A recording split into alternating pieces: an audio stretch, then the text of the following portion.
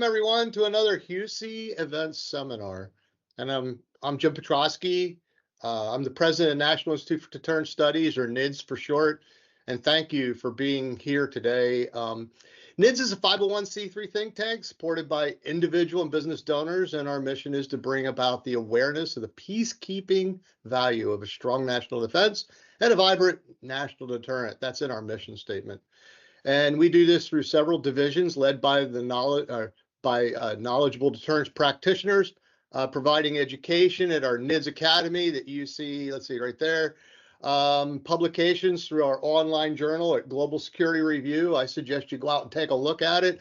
And producing podcasts in our NIDS network, podcasting network, where we have 2 podcasts. And then today, you're part of our biweekly seminars as part of our NIDS events with the Huessy events.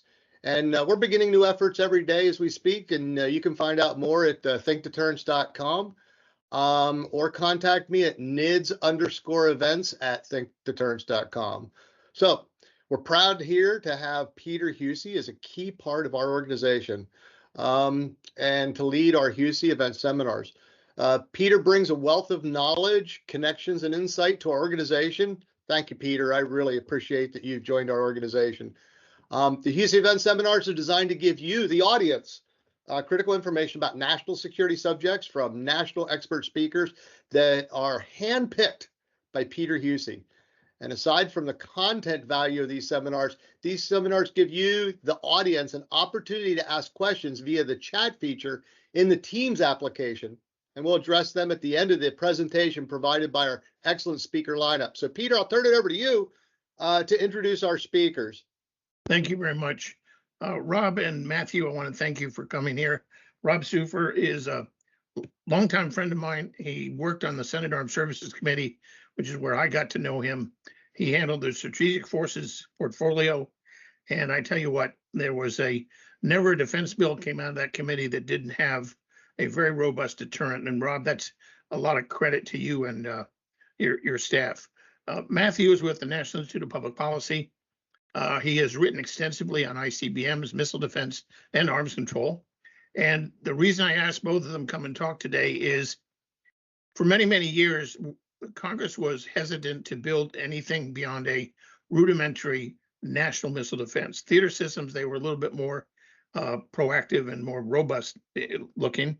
But the Strategic Forces Posture Commission came up and unanimously said, you know what, we should start building missile defenses in a serious way, not just against a rogue state such as North Korea, but the big boys, China and Russia. And Rob and Matt are going to talk about Russia, China, and North Korea, the threats, and then look at what are we building in missile defense, why, where are we going with that? And on behalf of NIDS, Rob and Matt, thank you very, very much for doing this. Just a reminder, June 20th is our Triad Convention. We're doing it at Louisiana State University in Shreveport. We have a full agenda. One of the people here doesn't know it. Rob has been invited to come speak with Chris Yaw, which I hope he'll be able to do. And with that, Rob, I want to turn it over to you. And thanks, Alex. And thanks, James, for being part of this as well. Over to you, Rob. Peter, thank you so much for that introduction. And thank you to NIDS for this invitation to speak. As Peter indicated, we're going to talk today about U.S. homeland missile defense and see if it's fit for purpose given the emerging strategic landscape. And again, to reiterate, we have kind of a bifurcated policy when it comes to homeland missile defense.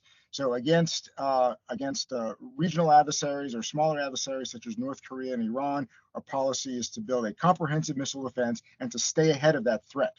With respect to the big boys, as Peter calls them, Russia and China, our policy is to rely instead on nuclear deterrence against those threats.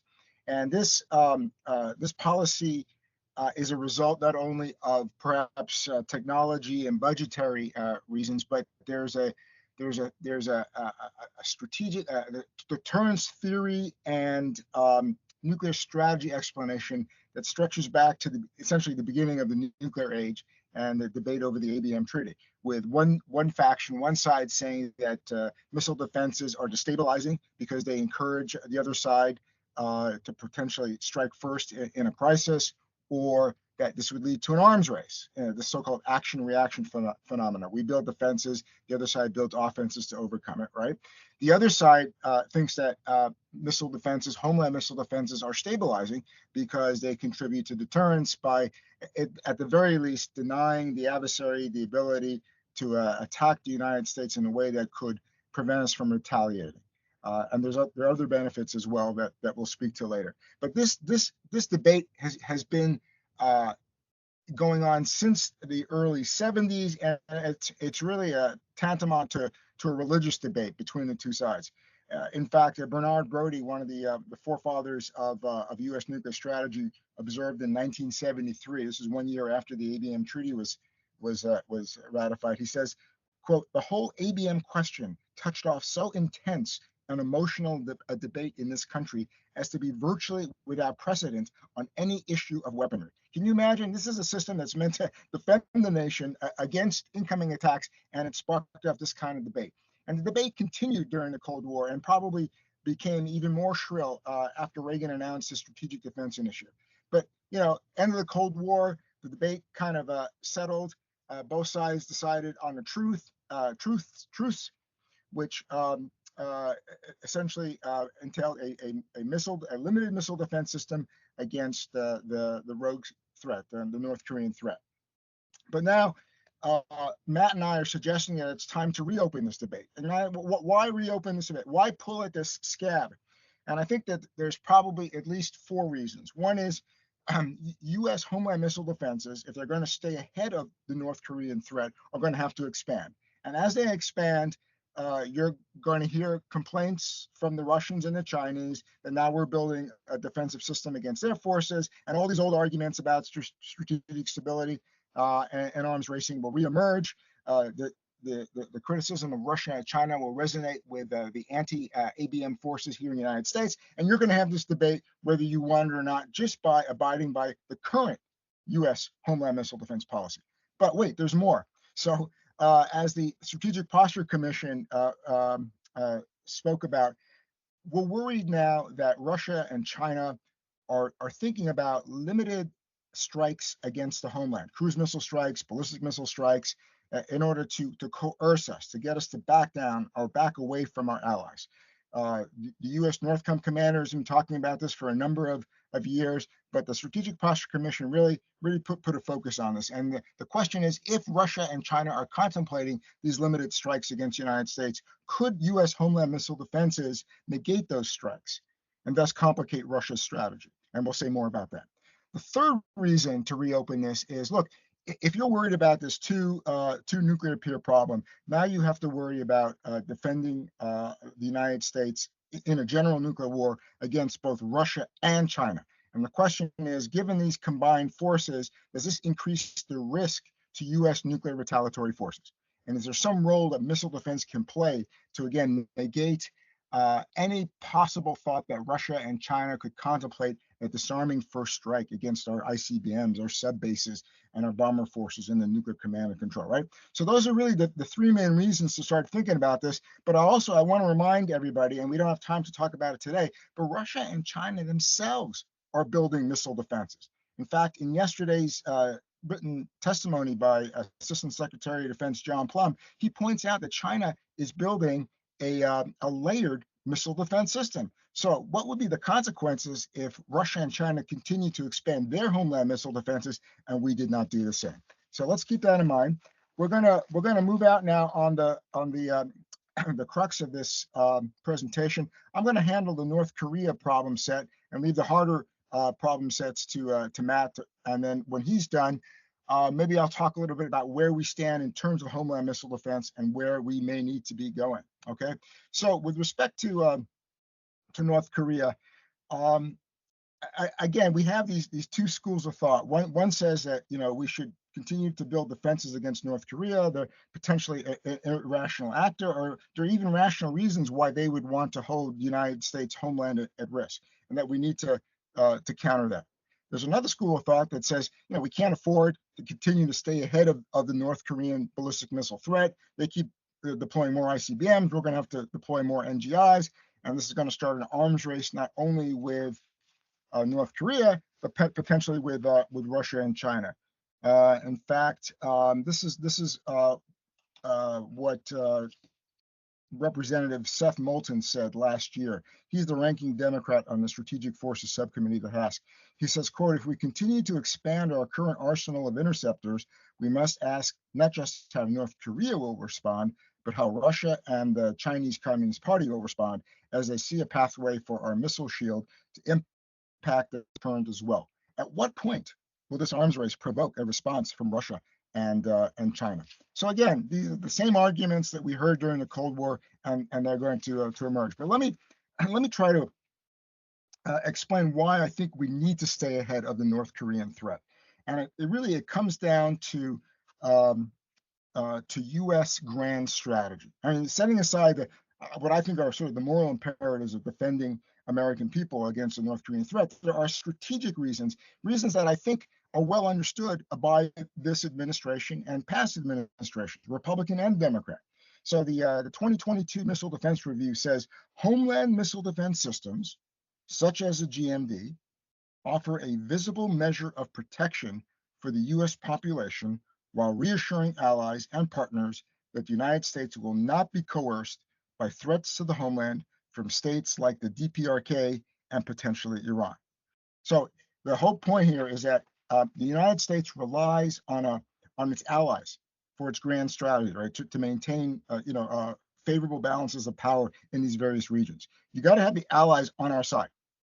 And if it became apparent to our allies that we are unwilling to protect ourselves against threats such as North Korea, then they're going to ask the obvious question, hey, if the U.S. is unwilling to protect itself against North Korea, why should we depend on them to protect us against North Korea, right? It's really that simple.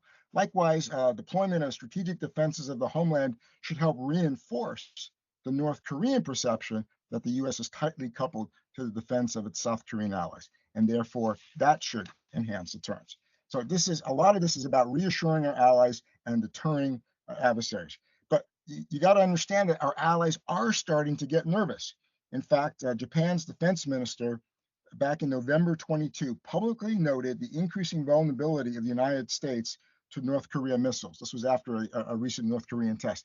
Peter, I can't remember the last time a foreign leader deliberately went out of his way to talk about the growing vulnerability of the United States to adversary missiles. All right, that evokes a sense of uncertainty, maybe a sense of that they're starting to lose confidence in the U.S. guarantee, given our growing vulnerability. And everybody is aware that South Korea also is contemplating its own nuclear capabilities, again, questioning whether the U.S. nuclear umbrella is as viable as it was before. So the allies are getting nervous. This is all the more reason why we need to provide protection, right?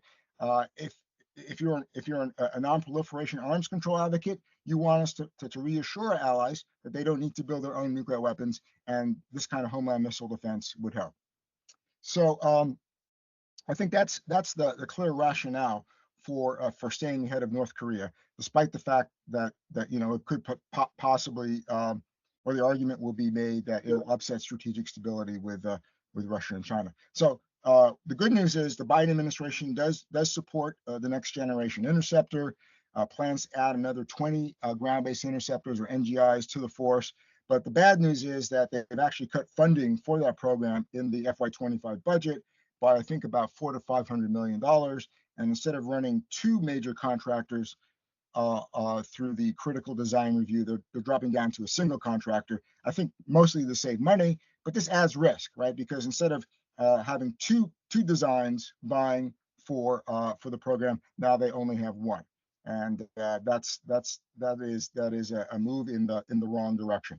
The last thing I'll say is, again, there seems to be increasing support in Congress for deploying an additional ground-based interceptor site on the East Coast. And there was a provision in the FY23 NDAA that asked the Department of Defense to assess the need for an additional site on the East Coast, presumably to address the threat from North Korea. All right, so I'm gonna stop there, turn it over to Matt, and then pick back up on answering the question: are we in fact staying ahead of the North Korean threat? But Matt, over to you. All right, thanks, Rob, and thank you to the NIDS team, including Peter, And Alex, very happy to see that NIDS is hitting their stride as the strategic challenges to the United States grow. What better thing could we have than a center devoted to the study of deterrence at such a time as this? So to begin, I want to reiterate something that Rob and I included in our Atlantic Council brief that we're sort of loosely talking to. And I think it's helpful for the context of our presentations here.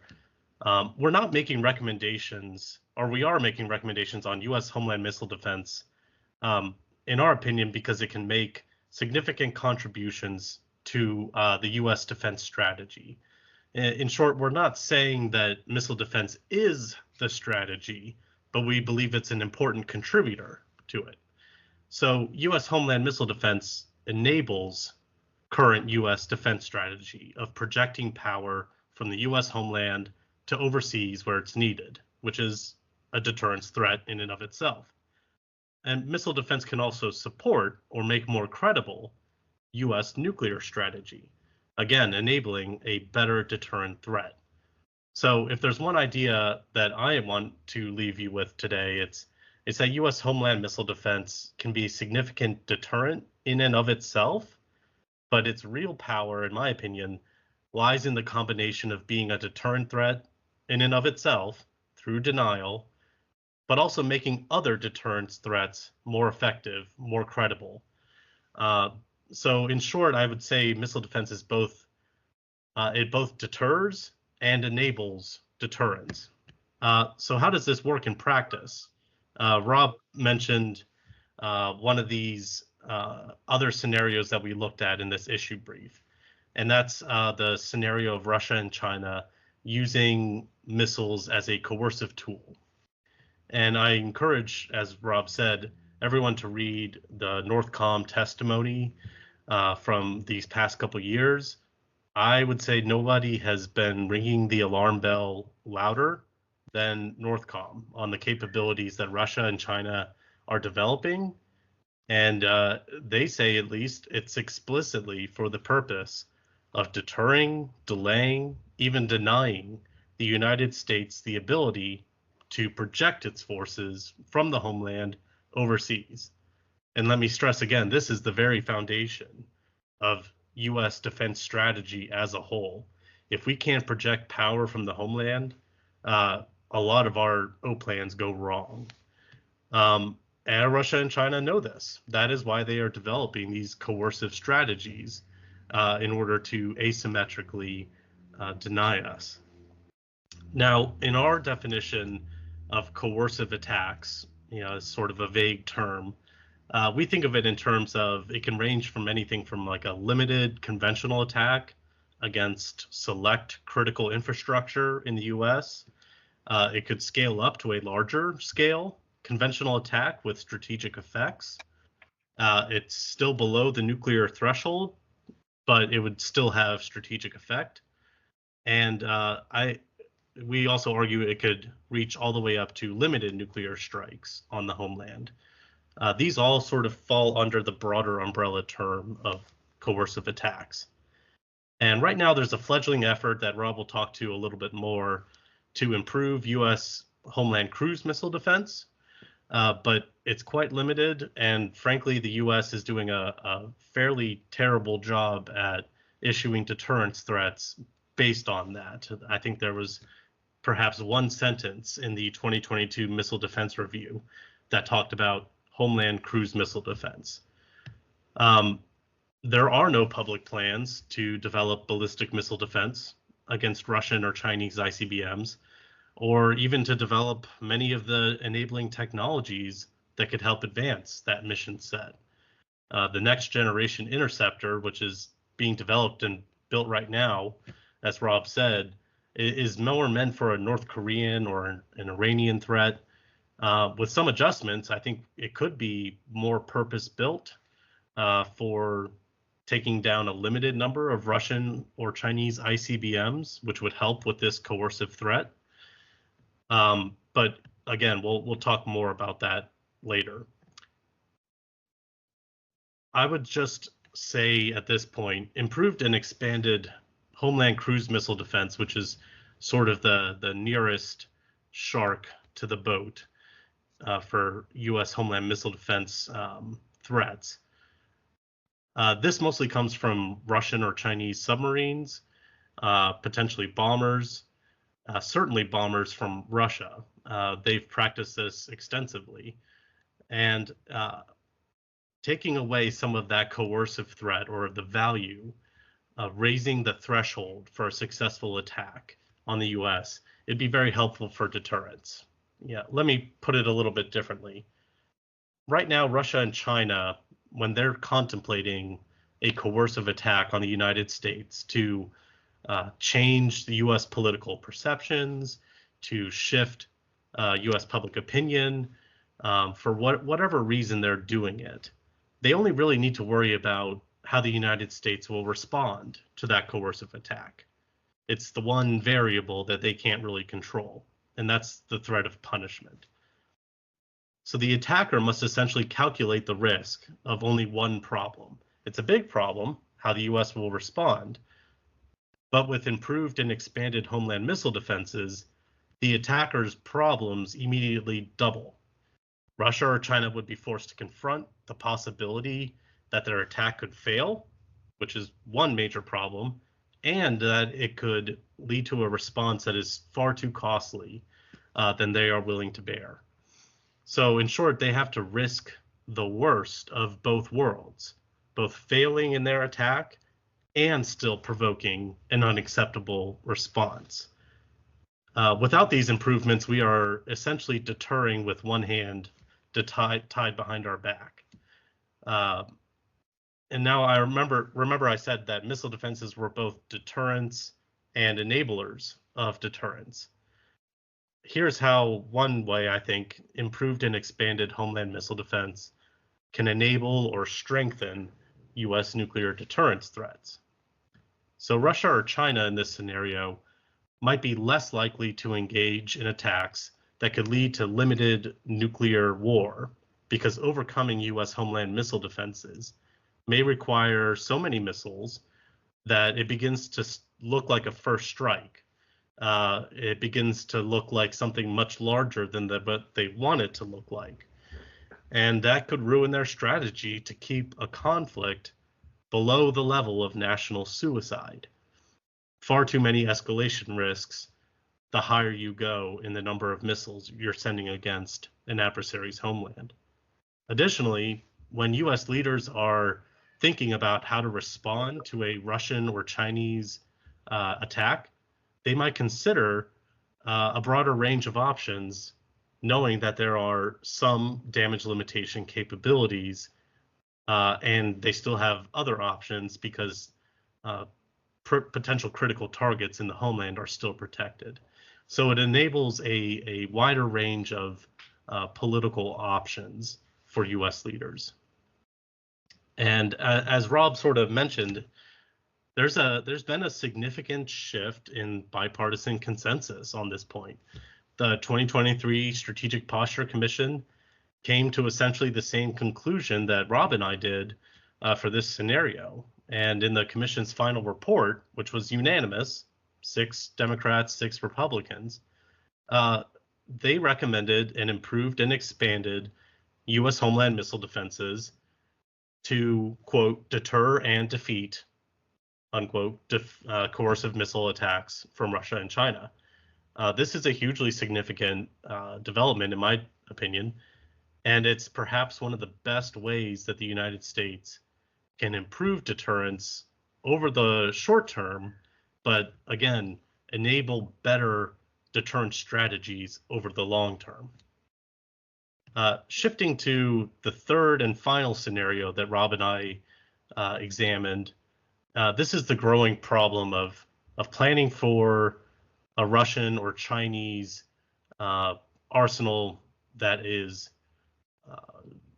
at least at parity with the United States, if not larger. Russia is there already. China certainly looks to be there, and it's an open question whether they are going to be satisfied with parity. I have a piece out there that essentially says, I doubt that China will be satisfied with parity. The Soviet Union wasn't satisfied with parity during the Cold War, and China, in my opinion, does not show any signs of wanting to stop at parity. Now, this puts forward a major strategic problem for the United States. Nobody, in my opinion, has put forward a very persuasive case that Russia and China would jointly contemplate a first strike against the U.S. homeland. But even if that doesn't occur, there's still the problem of what if the United States became involved in an escalating, limited nuclear war with either Russia or China? Washington would want to retain enough surviving nuclear forces, no matter what the outcome is of that initial war, to deter the other adversary. That is, no matter what happens in the escalating limited nuclear war with, say, Russia, the United States would want enough surviving nuclear weapons of its own to present a credible threat to China, to deter any violence that they might want to commit against us or our allies. In this scenario, protecting U.S. submarines or bombers at their bases would be critical. U.S. homeland missile defenses could potentially serve as time-buying mechanisms, providing protection just long enough that submarines could potentially flush out to sea or bombers get in the air and away from their bases. Another potential benefit of improved and expanded homeland missile defense for this scenario, and in my opinion doesn't get the attention it deserves, is that an adversary would likely need to generate a very large percentage of his forces in order to make an effective counterforce attack against strategic targets in the United States. U.S. homeland missile defenses that were better, bigger, more numerous would actually add to that requirement. It would make the adversary generate even more forces, and it adds to the likelihood that the United States would detect this sort of activity and take precautions against it, again, such as putting bombers on alert or sending them in the air. All of this would improve deterrence a great deal. And again, the basic point of our recommendations is to raise the threshold for a successful attack on the U.S. homeland. We want the adversaries to think it is very difficult to even get to an attack on the homeland, and they're still left with the problem of a U.S. response that is enabled by surviving missile defenses.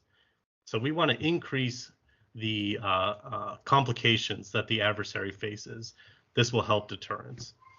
I'm running a little short on time, so instead of explaining all the counter arguments that Rob and I address in our paper, I'll just mention them for your information. So if you want to read that paper, you want to look at some of the counter arguments we address, you can do so.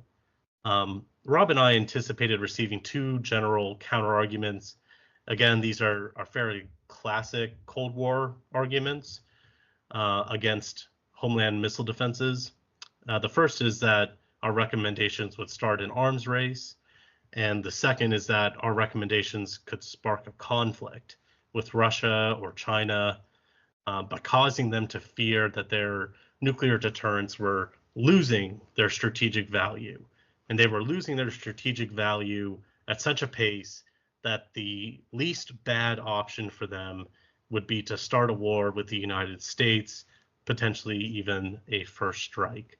Again, we addressed both of these arguments at length. Suffice to say, we do not find them very persuasive, but you can read more about that in our papers. So with the time remaining, I will yield back to Rob to kind of close us out, and I look forward to your questions. Thank you. Thank you, Matt. Appreciate the reference to the Atlantic Council paper, but I would also recommend to the viewers to take a look at Matt's copious writing on this through the National Institute for Public Policy's website. That's National Institute for Public Policy. I don't think anybody else in the country has done as much deep thinking about the role of missile defense in U.S. defense strategy, and I encourage you to take a look at that. Now, let me ask the first question. That is, are we staying ahead of the North Korean threat, right? And the answer is actually a little difficult, right? Because there are three dimensions of uncertainty when we think about whether or not we're staying ahead. One is, look, we really don't know how many ICBMs North Korea has today, nor how many they will have in the future. Let me give you an example here, and I will buy lunch for anyone out there who can find a U.S. government official estimate of how many ICBMs North Korea deploys. I mean, it's incredible. You can find the fact that China is building 300 ICBM silos, but you will not find any reference to North Korean ICBMs. In fact, in last week's testimony, and it's in his written statement, Northcom Commander Gio says this: look, I'm concerned that Kim Jong-un's growing ICBM stockpile could approach our capacity to defend North America, a challenge that will only expand in the coming years if Kim looks to add multiple reentry vehicles to his missiles and transition his ICBM program from research and development to serialized production and deployment. So what I take away from this is, right now, we are postured to defend against the North Korean threat. We are in an advantageous position. He's just concerned that in the future, we would not have enough. But he doesn't say when that future would occur. So the first dimension of uncertainty is we don't know how many they have, right? The second dimension of uncertainty is we're not exactly sure how well the GMD system will work under specific conditions, right? And what it really comes down to is, what's the firing doctrine? If you have to fire 4 or 5 GBIs for each attacking missile, you're going to run out of bullets faster than if your firing doctrine is 2 to 1 or 3 to 1. And that doctrine improves as we start to deploy the next generation interceptor. But again, there are circumstances that would prevent you from determining exactly how many interceptors you need to address how many attacking threats. And the third dimension of uncertainty is, look, we do not rely just on active missile defenses, the GMD system, to defend against a North Korean ICBM threat. We also have attack operations, right? Sometimes referred to as left of launch. So while North Korea starts firing ICBMs against the United States, we're going to be going after the remaining ICBMs that we can find, right? So you don't necessarily have to be able to intercept all of the missiles in the inventory, because there's an assumption that some of these missiles will be eliminated on the ground. But look, this is again a huge area of uncertainty, because you don't know how many of those ICBMs you're going to find, right? And so again, between these three dimensions of uncertainty, it's difficult to understand whether we are staying ahead and how much is truly enough. But I think there's confidence amongst the military and political leadership that today we are in an advantageous position, and the question is, how do we maintain that, right? And so what we deploy today are 44 ground-based interceptors. The plan now, and I think I've seen this in writing from the administration, is to add another 20 next generation interceptors starting in 2028, all right, and probably complete deployment around 2030 timeframe. The advantage of the next generation interceptor is it's going to have a multi-kill vehicle, which means right now there's one kill vehicle on each ground-based interceptor. With NGI, there'll be many kill vehicles on each interceptor, which means that you can fire a few of those against North Korean threats, right? So again, your firing doctrine can move from a larger number to a smaller number, which means you can handle more threats. That's the good news. But we don't know for sure what happens after the first 20 NGIs. Is the administration planning to backfill the old GBIs with more NGIs and bring it up to 64? Are they going to expand the number of NGIs in the future? These are all important decisions that need to be made. In fact, Congress was concerned about this a couple of years ago. They asked the administration, how much would it cost? How much would it cost to build 64 NGIs, right? So instead of just adding 20 to the 44, you make all 64 planned GBIs the NGI version. And the answer was somewhere around $6 billion. $6 billion for about 64 next generation interceptors. So that's not just in 1 year, but it's spread out over a number of years. So that gives you sort of an idea of the cost going forward. But There's things that we can do even today to address the North Korean threat rather than having to wait until 2028. And it's sometimes referred to as a layered missile defense. So back in 2020, the U.S. successfully intercepted a mock North Korean ICBM with the SM-3 2A missile. This is the sea-based missile, right? We were very pleased by this. The Trump administration had plans, in fact, laid out a budget for the next 5 years to build this layered defense, which would combine the SM-3 2A missile with potentially the THAAD missile and connect it up to the ground-based mid-course defense command and control system. We contemplated not only using ships at sea to provide this homeland defense mission, but potentially you could deploy SM-3 2As on land to provide an underlayer. In other words, the ground-based interceptor would take the first shot early on out in the mid-course, and then the SM-3 would handle any leakers that made it through the ground-based. And you actually have that capability today. We have a small number of SM-3 2As, but if they're loaded on ships and deployed in the right location, they can take a shot at a North Korean ICBM. The big question is whether or not the administration has specifically directed NORTHCOM and the Navy to prepare for this mission, right? And that's something that we can talk about going forward. So this concept of a layered defense is critical, and it's something that we can do sooner rather than later. And at the very least, it involves procuring more than 12 SM-3 2A missiles a year, which is the current plan, right? So now, I don't want to say that much about the cruise missile defense. I think Matt characterized it well. There's a recognition of the problem. We're waiting to hear from NORTHCOM about their homeland missile defense design next.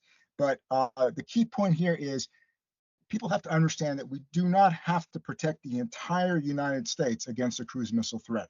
We need to protect critical infrastructure, and that manages the problem, right? And so right now, NORTHCOM is moving out on the sensors that are needed to detect the cruise missile threat, and then eventually we need to figure out how we're going to shoot them down. And we do have some capabilities. We have the NASAMS and the Patriot, both can intercept cruise missiles. So there is some capability available. It's just a matter of building out more of that and figuring out where to deploy it. So the last thing I'll say is going forward, how do you handle this Russian threat that Matt spoke about? And in one sense, if we're building out the NGI architecture, there probably is some capability, some residual capability there to deal with a limited Russian and Chinese threat. But clearly there are things that we're going to have to do to make the system more effective. And one of the big problems is Russia and China's ICBMs and warheads include sophisticated countermeasures and decoys, right? And what we have to do is be able to distinguish between the decoys and the real warheads. If we can do that, then there's a good chance, I think, that the NGI can handle the threat. And the key to that discrimination capability is going to space, right? You have to have space-based sensors. The current research and development plan is to build a tracking sensor in space to look at hypersonic glide vehicles primarily. It's the HBTSS program. But the problem with that is while it would do a good job in tracking the hypersonic glide vehicles, it's less good. In fact, I'm not sure how much capability it has against, say, North Korean ICBM reentry vehicles. So we need another capability, which actually is part of the MDA plan. I think it's called the Discriminating Space Sensor, which is a very, very modest program, but is absolutely required if you're going to be able to distinguish between real warheads and false warheads. And that's something that needs to be moved up in terms of priority. So you got space-based discrimination. And again, the key to defending against Russia and China is the layered defense concept. We in our Atlantic Council report, there's a chart there that shows how you could potentially defend missile bases and bomber bases in the terminal phase. That is when the missile comes back into the atmosphere using the THAAD system. Now, the THAAD system is normally a regional missile defense system, but according to the contractor, Lockheed Martin, it has some capability to defend a very small area maybe small, large enough to defend against, defend an ICBM silo or an ICBM field against an incoming attacker. So to get back to Matt's point, the whole idea is to create this level of uncertainty. So now the Russian attack planner, he's got a free ride against our ICBM fields. But what if you had ground-based interceptors supported by a discriminating space sensor, and you have to worry about getting through the ground-based interceptor, then you have to worry about getting through the SM-3, and now your warhead has entered the atmosphere. There are no more countermeasures, there are no more decoys, but you still have to worry about that. You've really complicated the task of the Soviet or the Russian attack planner, and that is what we mean by contributing to deterrence. Okay, so these are things that we can do, and again, because of the lack of time, there are other concepts that we haven't even discussed. Space-based interceptors, which General Trey Obering has spoken about, and people forget, but during the Obama administration, there was some thought given to putting solid-state lasers on high-endurance UAVs that could fly off the North Korean coast that could provide some protection during the boost phase.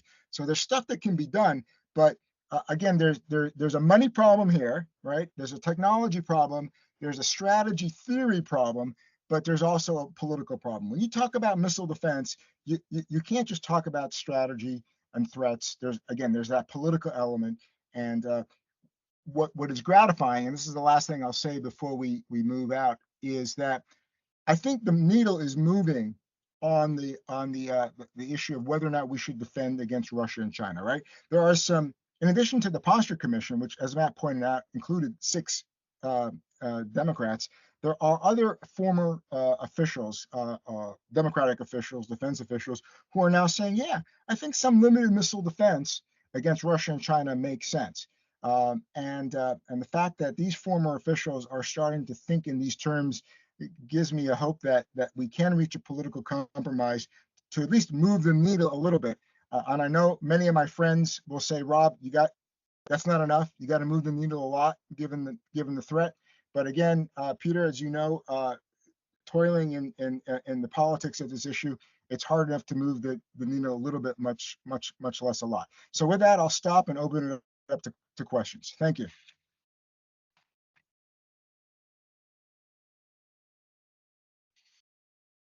Peter, I think you're muted.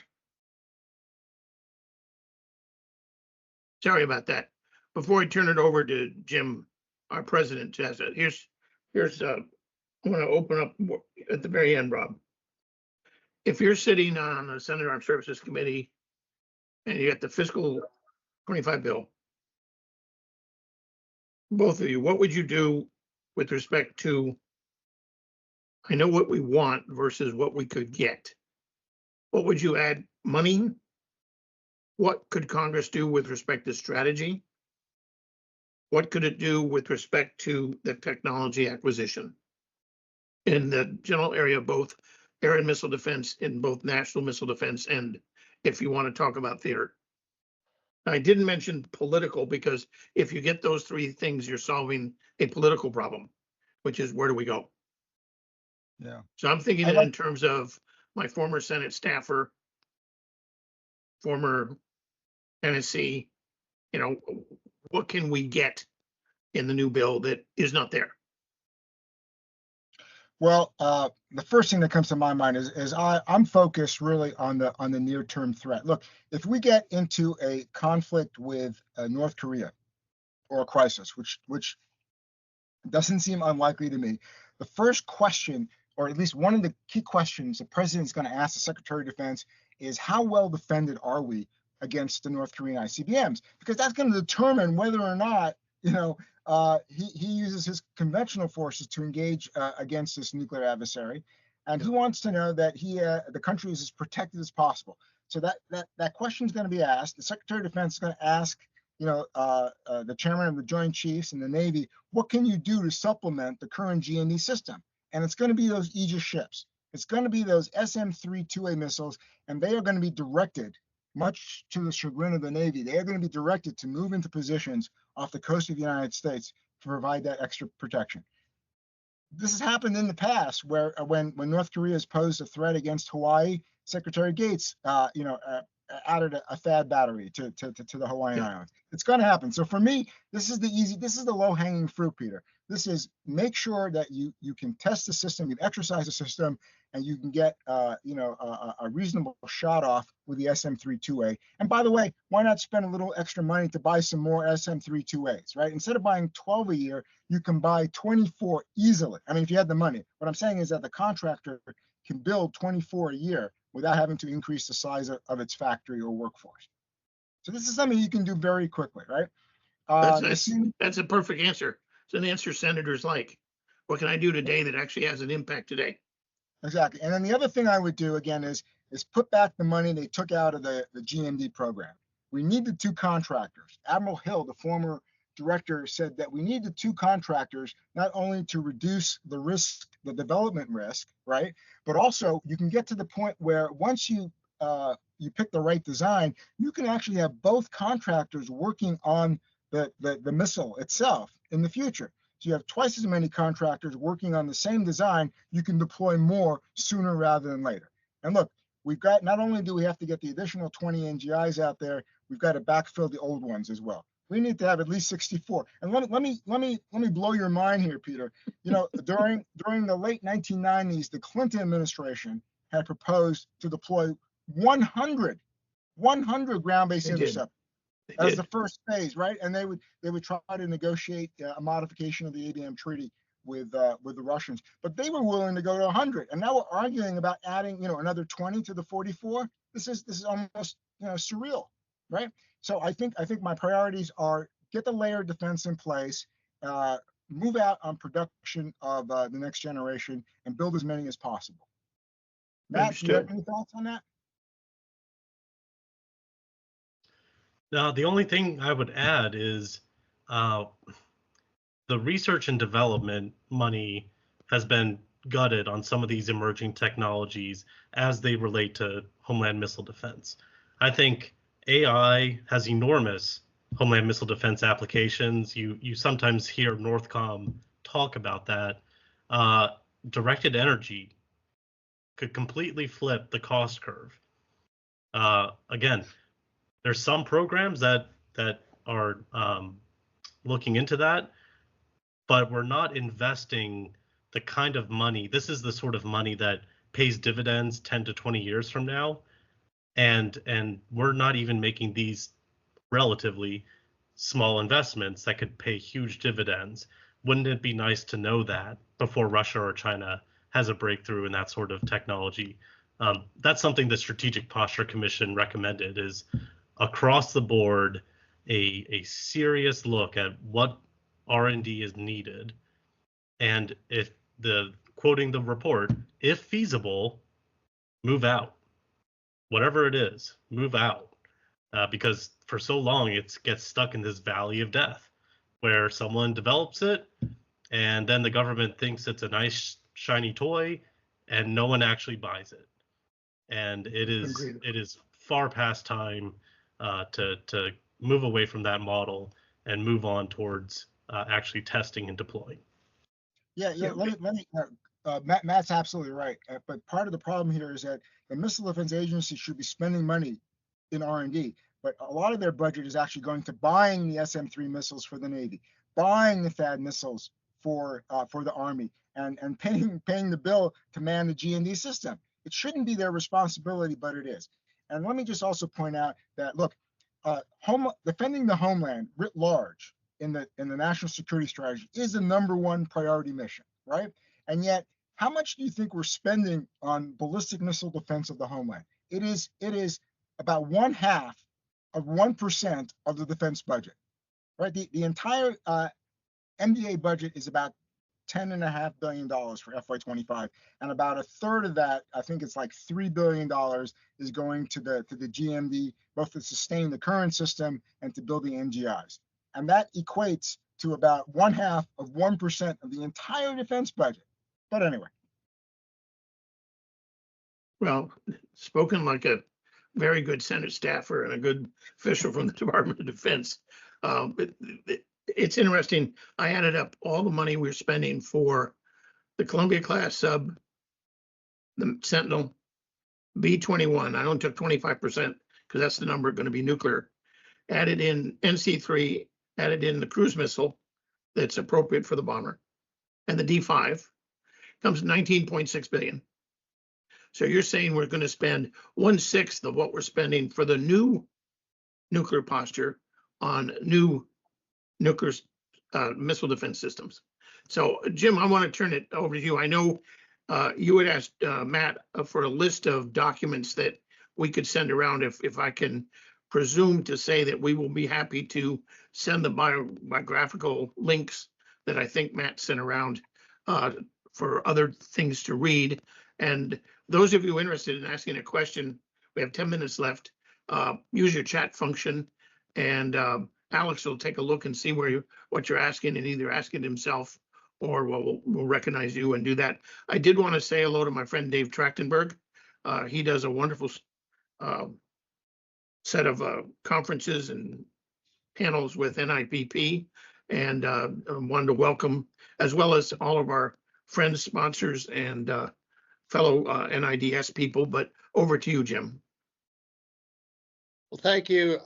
Yeah, so this was just really intriguing, this whole problem that you're working with. I'm going to ask my one question. It's in the chat session because I'm always interested in messaging.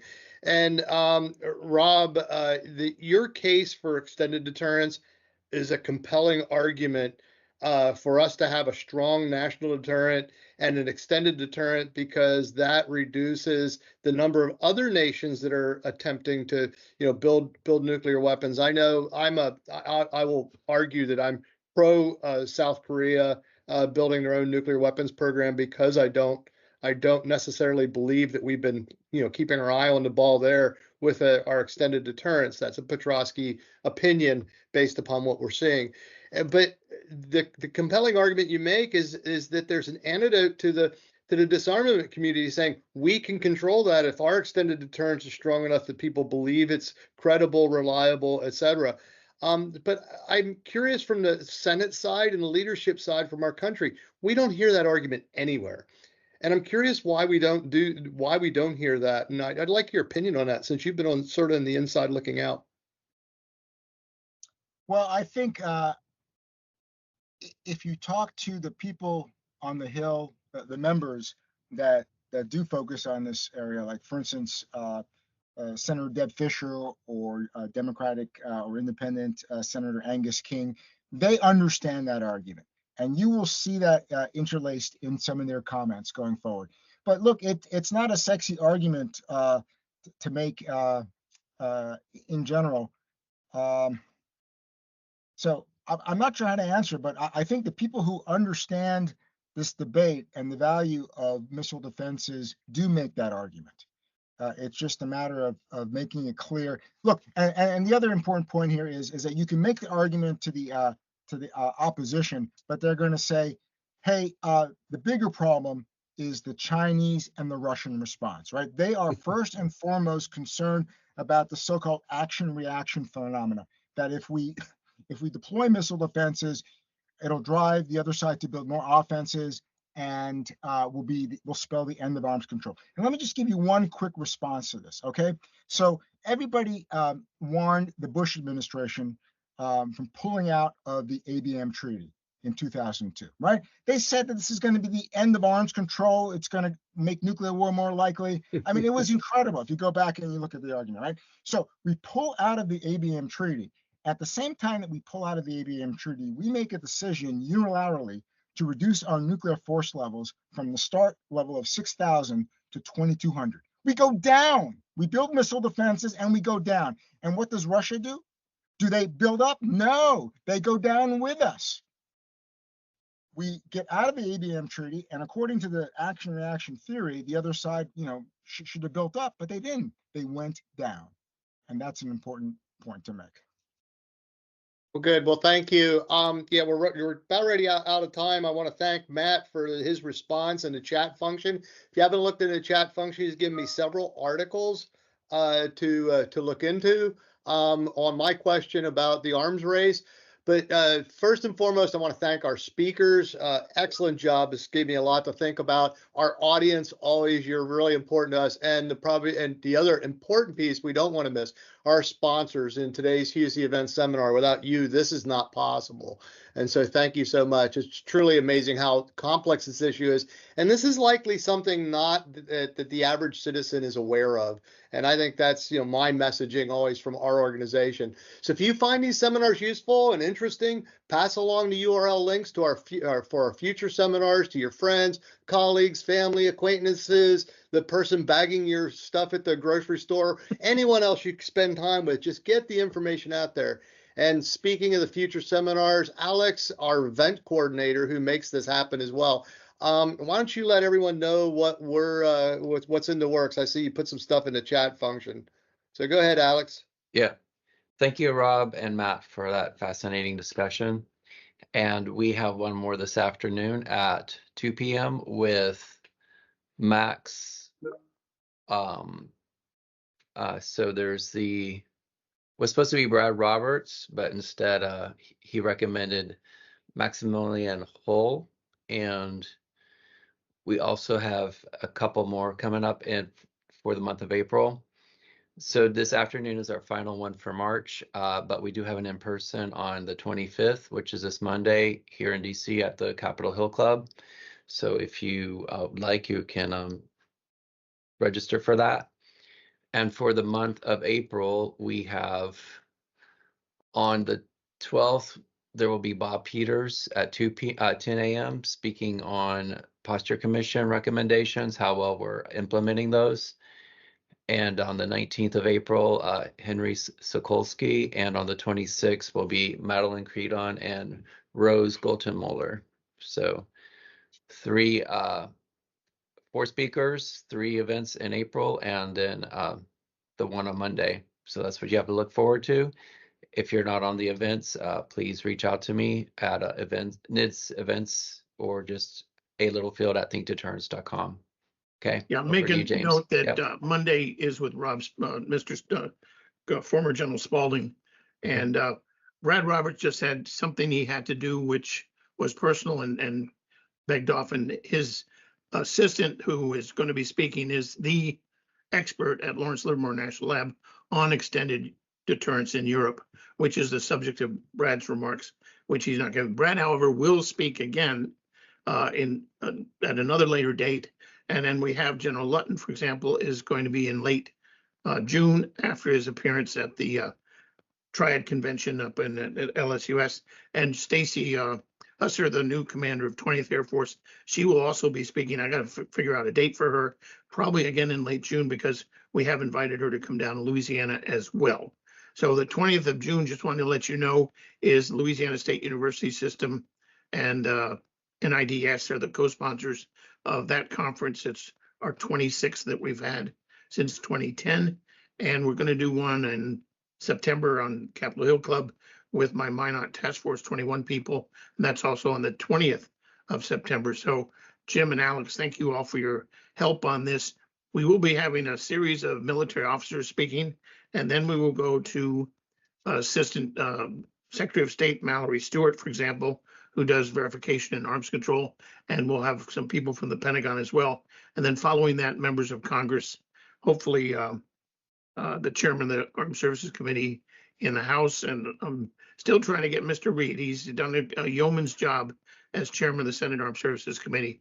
That's got to be taken off to an extraordinary job of getting that defense bill through. And he's also on APROPES, which is a unique position to be in the United States Senate. So anyway, on behalf of NIDS and our colleagues and friends, Rob, again, and Matt, wonderfully done job. We hope to get the transcript done and put out. This is a critically important issue. Hopefully the United States media, whomever they may think they are, will begin to talk about this issue in a serious way, because the bad guys get to vote and they don't go to sleep very often. So we need to get our act together, and we're getting there. Anyway, but again, thank you, Rob. Thank you, Matt, for this. And to all our friends and colleagues, we will see you hopefully this afternoon. Take care. Thank you. Thank you. That's a wrap.